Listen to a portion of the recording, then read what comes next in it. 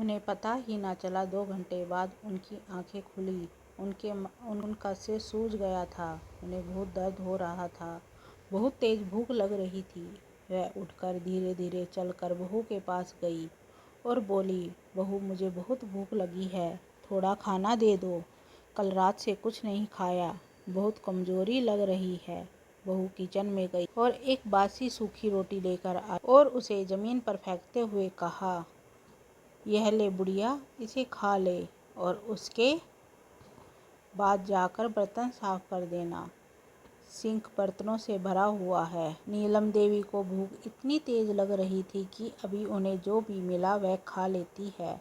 जल्दी से उन्होंने रोटी का टुकड़ा जमीन से उठाया और अपने कमरे में चली गई। रोटी सूखकर एकदम कड़क हो चुकी थी।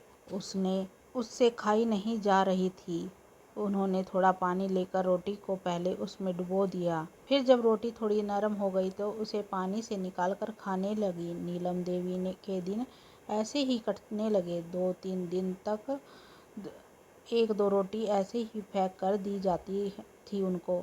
वह उसे उठाकर ऐसे ही पानी में डुबा डुबा कर खा लेती। उनका शरीर बहुत कमज़ोर होने लगा था। उनकी नज़रें भी धीरे धीरे कमज़ोर होने लगी। एक दिन बिस्तर पर पड़े पड़े ही चिंतन में डूब गई। उनकी बहू उनके साथ ऐसा व्यवहार करेगी, उसकी कल्पना भी उन्होंने नहीं की थी। पति के देहांत को अभी 4 महीने ही हुए थे। अभी तो मैं पति के जाने के गम से बाहर भी नहीं आई थी। अभी तो मेरे मन की वेदना भी खत्म नहीं हुई थी और आज मेरी बहू ने मेरे साथ ऐसा नीच कर्म किया। आंसुओं की धारा उनकी आंखों से निकल पड़ी। उनके हृदय में तूफानों की आंधी चल रही थी। उनका हृदय मानो अभी रुक जाएगा। उस समय उनको इतनी ज़्यादा पीड़ा हो रही थी कि इतनी पीड़ा अगर किसी पहाड़ को हो जाती तो वह पहाड़ भी टुकड़े टुकड़े होकर बिखर जाता। यही दिन देखना बाकी रह गया। बेटा भी अपनी पत्नी का साथ देता हुआ, यही देखना था बाकी था। अपनी बहू जिसे बड़े अरमानों से ब्याह कर घर पर लाई थी, उसी के हाथों मार खाओ और बेटा बहू की इतनी नीच हरकत पर कुछ नहीं कह सकती थी। काश यह धरती फट जाती और मैं इसमें समा जाती। आप मुझे छोड़कर क्यों चले गए? इस आपके बदले मैं चली जाती तो यह दिन देखना तो नहीं पड़ता। नीलम देवी जी ने अपने पति राजकिशोर जी को याद करके और भी ज़्यादा रोने लगती है। नीलम देवी जी सोचती है कि जब मैं इस घर में ब्याह कर आई थी, क्या था उनके पास? एक मिट्टी का छोटा सा कच्चा घर। दिन रात काम करती, सास ससुर की सेवा के लिए एक पैर पर खड़ी रहती थी।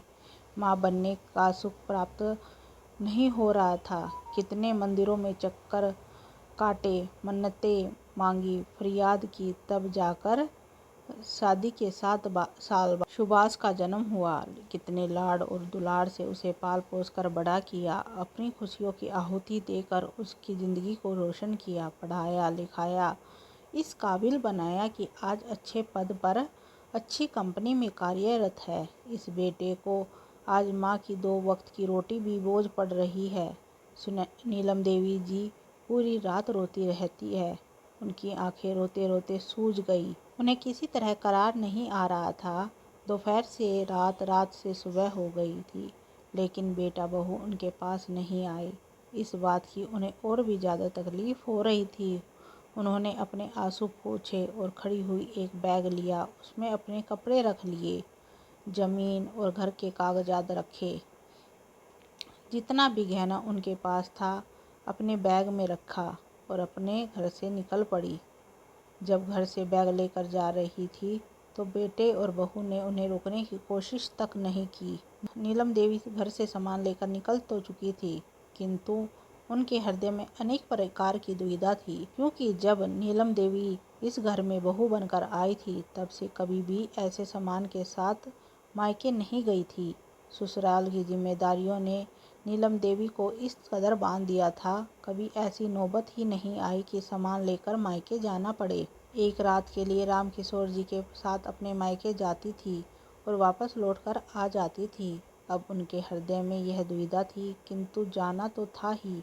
बहुत साहस के साथ भाई के घर में कदम रखा। भाई ने दरवाज़ा खोला। उनके भाई राम गोपाल जी, जो पेशे से वकील थे, नीलम देवी को देखा तो चौंक गए और कहने लगे, अरे नीलम, ऐसे अचानक कैसे आना हुआ? तुम अकेली आई हो, साथ में बेटा नहीं आया? सब कुशल मंगल तो है ना बहना? तभी भाभी भी अंदर से आई और अपनी ननद को देखकर प्रसन्न हो गई और अरे दीदी, आप कितना अच्छा लग रहा है आपको देखकर। दीदी अंदर आइए।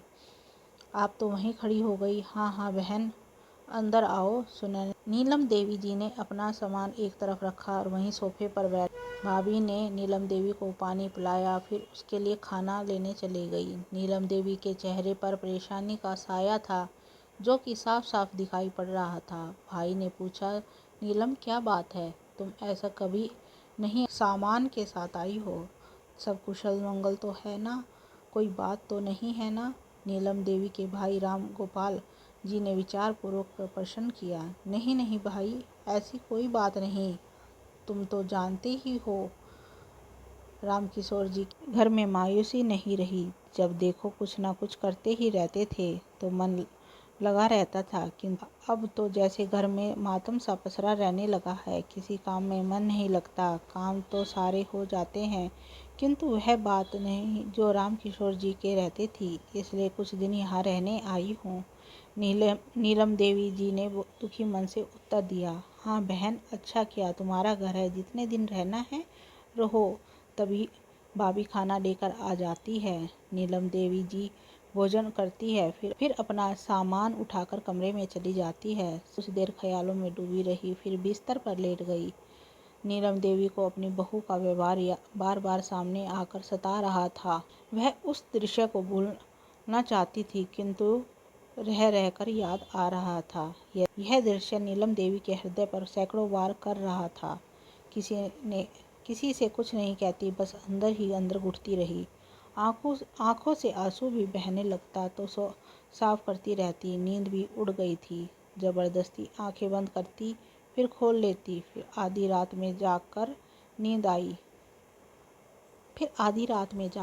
आई। अगली सुबह उठकर नाश्ता करके नीलम ने सोचा, कि आज शायद कोई बेटा, बहू, पोता, पोती कोई तो आएगा मुझे लेने। वह प्रतीक्षा में थी, कोई आएगा तो चली जाऊंगी। नीलम जी दरवाजे की ओर देखती रही। देखते देखते शाम का समय हो गया था।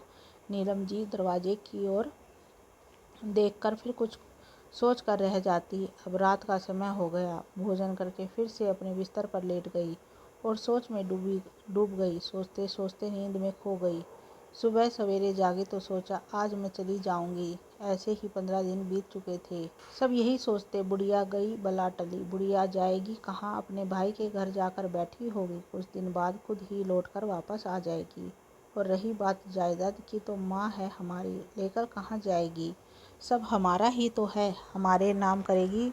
उधर नीलम जी के भाई राम गोपाल जी को उनके लिए चिंता सताने लगी। राम गोपाल जी ने अपनी पत्नी से भी इस बारे में बात की। भाभी भी चिंता व्यक्त करने लगी। राम गोपाल जी बहुत ही सज्जन व्यक्ति थी। एक दिन उन्होंने नीलम जी से पूछा, आखिर बात क्या है? अपने भाई को नहीं बताओगी तो फिर मैं तुम्हारी परेशानी कैसे दूर करूँगा? मुझे पता है, जरूर अंदर ही अंदर तुम घुट रही हो। नीलम देवी जी अपने भाई के कंधे पर सर रख कर रोने लग गई और उन्हें सारी बात बताई। राम गोपाल जी ने अपनी बहन को सांत्वना देते हुए कहा, जब तेरा भाई जिंदा है तो तू किस बात का डंडासा बंधाया? नीलम देवी ने घर और जमीन के कागजात अपने भाई को दिखाए। कुछ दिन बाद भाई ने घर और जमीन बेचने की कागजी कार्रवाई पूरी करवाई। घर और जमीन किसी बिल्डर को बेच दी, जहां पर वह फ्लैट बनाने वाले थे। घर और जमीन बेचकर जो पैसे आए उसे उन्होंने अपने घर के पास ही एक छोटा सा घर नीलम देवी के नाम से खरीद लिया और बाकी के पैसे बैंक में नीलम देवी के नाम जमा करवा दिए, जो उसके मरने के बाद पास के ही एक वृद्ध आश्रम को दे दिए जाएंगे। बेटे बहू को कोर्ट के तरफ से घर खाली करने का नोटिस भिजवा दिया गया। नोटिस मिलते ही बेटा और बहू के पैरों के नीचे से जमीन खिसक गई। उनके चेहरे की हवाइयाँ उड़ गई। भागते भागते बेटा बहू अपनी माँ के पास पहुँचे। आखिरकार माँ के पैरों में गिर गए। माँ, हमें माफ़ कर दीजिए, हमारे साथ ऐसा मत करिए। अब हमसे आगे से ऐसी कोई गलती नहीं होगी। चलिए हम सब मिलकर एक साथ रहेंगे। बहू भी वे नीलम देवी के पैरों में गिरकर माफ़ी मांगने लगती है। माँ जी, मुझे माफ़ कर दीजिए, मैं आपकी खूब सेवा करूँगी। नीलम देवी ने कहा, वह तो राजकिशोर जी सब मेरे नाम कर गए थे, इसलिए आज मैं यहाँ खड़ी हुई हूँ। नहीं तो तुम लोगों ने तो मुझे जीते जी मार ही डाला था। तुम लोगों ने जब मेरी सुध ना ली तो अब मैं क्यों तुम्हारी सुनूं? एक माँ तुम्हें क्षमा कर भी दे, लेकिन एक विधवा बूढ़ी औरत तुम्हें क्षमा नहीं करेगी। तुम लोगों ने इतने दुख दर्द दिए, इतने घाव दिए कि यह मोम जैसा दिल पत्थर बन चुका। जो दर्द मैं सही हूँ, उसका बदला तुम कभी भी नहीं उतार सकते। इसलिए तुम्हारी यही सज़ा है। अब कहीं भी जाकर रहो। अब आगे की ज़िंदगी मुझे सुख शांति और चैन से जीने दो। इतना कहकर नीलम देवी अपने घर चली गई। बेटा बहू मुंह लटकाए खड़े खड़े देखते रह गए। दोस्तों, इस कहानी के बारे में आपका क्या कहना है? यह कहानी आपको कैसी लगी? कमेंट में ज़रूर बताइए।